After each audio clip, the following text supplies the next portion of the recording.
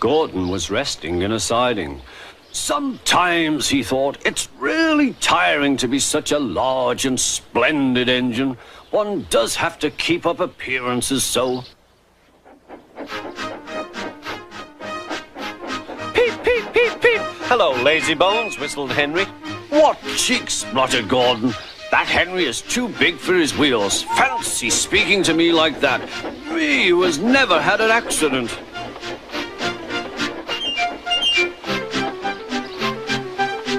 Aren't jammed whistles and burst safety valves accidents? Asked Percy innocently. No, indeed. High spirits might happen to any engine. But to come off the rails like Henry did, well, I ask you, is it right? Is it decent? Then it was Henry's turn to take the express. Gordon watched him getting ready. Be careful, Henry. You're not pulling the flying kipper now. Mind you keep on the rails today.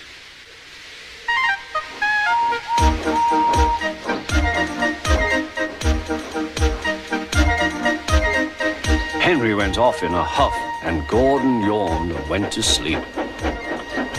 But not for long. Wake up, Gordon, said his driver. A special train's coming, and we're to pull it. Is it coaches or freight cars? Cars, said his driver. Cars, said Gordon. Puh. Gordon's fire was slow to start, so Edward had to push Gordon to the turntable to get him facing the right way. I won't go, grumbled Gordon. Don't be silly, puffed Edward. At last Gordon was on the turntable. The movement had shaken his fire. It was now burning nicely and making steam. Gordon was cross and didn't care what he did. He waited till the table was halfway round. I'll show them, he hissed. He moved slowly forward to jam the table, but he couldn't stop himself and slithered into a ditch. Ooh, she hissed. Get me out! Get me out! Not a hope, said his driver and fireman. You're stuck, you silly great engine. Don't you understand that? They telephoned, said Topham Hatt. So Gordon didn't want to take the special train and ran into a ditch. What's that you say? The special's waiting? Tell Edward to take it, please. And Gordon... Oh, leave him where he is. We'll get him out later. On the other side of the ditch, some little boys were chattering. Coo, doesn't he look silly? They'll never get him out.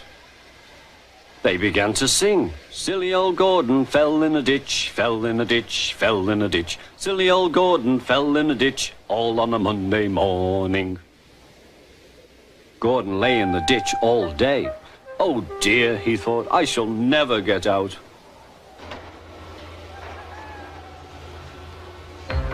But that evening they lifted Gordon and made a road of sleepers under his wheels to keep him from the mud. Strong ropes were fastened to his back end, and James and Henry, pulling hard, managed to bring him to safety.